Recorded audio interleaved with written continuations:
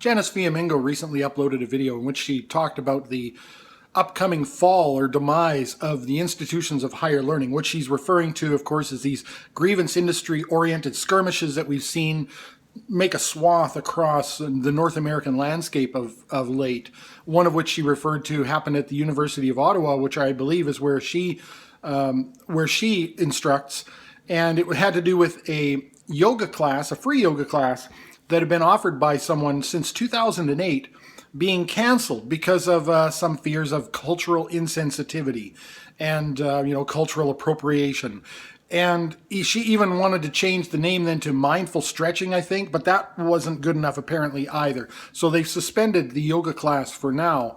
And their claims are about, again, cultural insensitivity towards the Asian cultures where yoga may have originated. I do find it interesting that amongst a lot of activists in these regards, and feminists as well, that they revere every culture except white Western European type culture.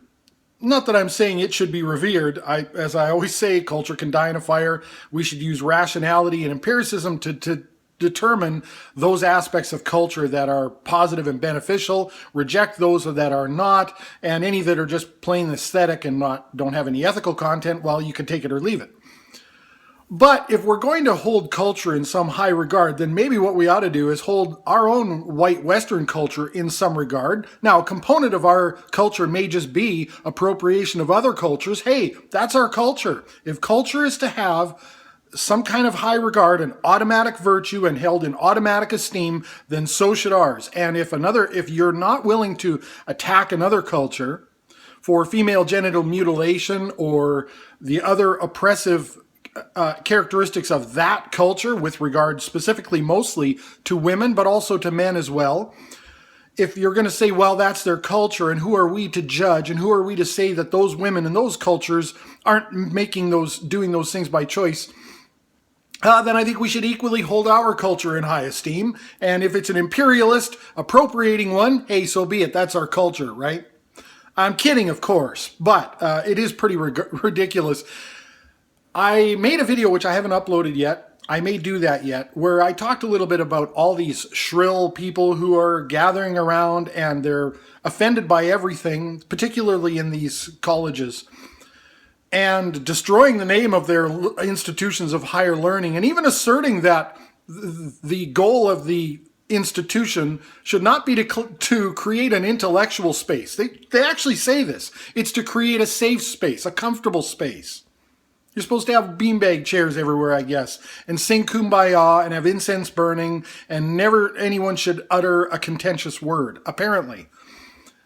That a university is not an intellectual space. And I talked in this video, which I have not yet uploaded, about what I think is we're a couple of generations out from any of these people having had to experience any real adversity in their lives, anything serious. And I think they've lost any kind of a compass. They've lost any kind of sense of proportionality when it comes to facing adversity and what that really means.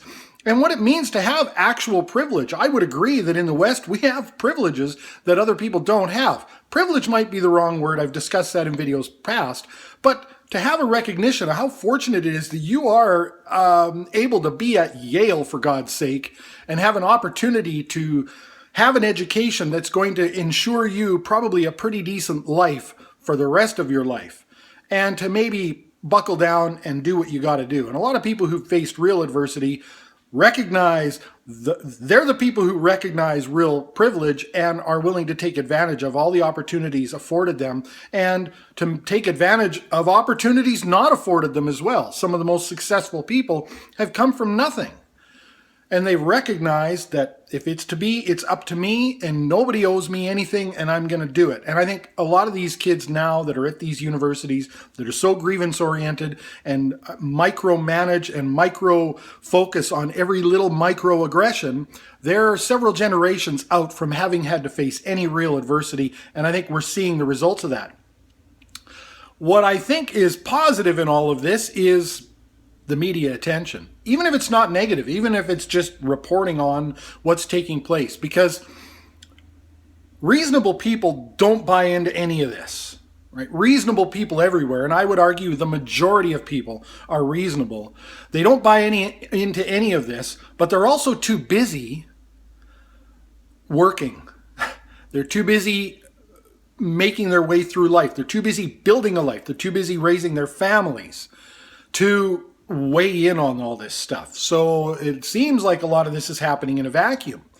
But the thing about reasonable people everywhere is that they're kind of you don't want to push the quiet guy, right? Because the quiet guy eventually will snap. And I think reasonable people everywhere will at one point be pushed to a point where they'll say, enough! And put a stop to it. The other thing is, a lot of these people who are at Yale and these other places, University of Ottawa, who are going crazy with the grievance-oriented stuff, they're probably being, a lot of them, bankrolled by their parents. And I think it's a good idea for some of this stuff to become a little bit more public, for their parents to see what they're actually paying for. And there might be a little bit of family discussion happening there. There is some fascist elements to all of this. There is an authoritarian, and it's interesting too, because it's the people claiming not to have any power that are wielding all of the power. I mean, you've got people being fired and stepping down, and courses being canceled, and certain groups not being allowed to form in a supposed free society, not being allowed to form because they actually have interests for their own self-preservation, that sort of thing. This is authoritarian, right? This is fascist. And I think what needs to happen is, obviously people got to stop listening to the cries of powerlessness from the people wielding all of the power.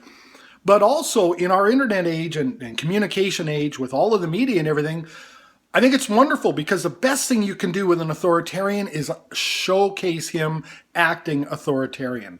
Make a fascist act the fascist. And reasonable people everywhere will say, hold the phone. We don't buy into this. We fought and people died. People died to make a free country. And to allow these people their right to speech. But what they don't allow is for those other people to restrict other people's free speech and to control them in this authoritarian fascist way, and to remove dialogue, to remove discourse. I'll comment one more thing on the Kate Brooks video that I made yesterday. I've uploaded another video after watching Diana Davidson's video, Feminism LOL, and I talked a little bit about that there.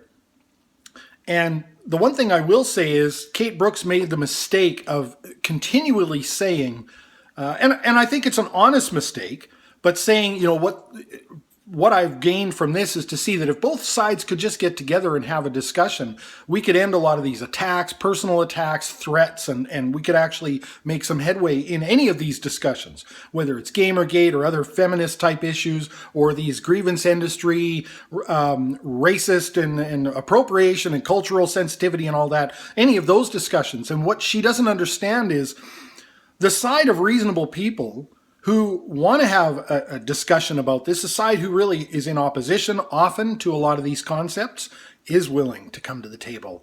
And they always have been.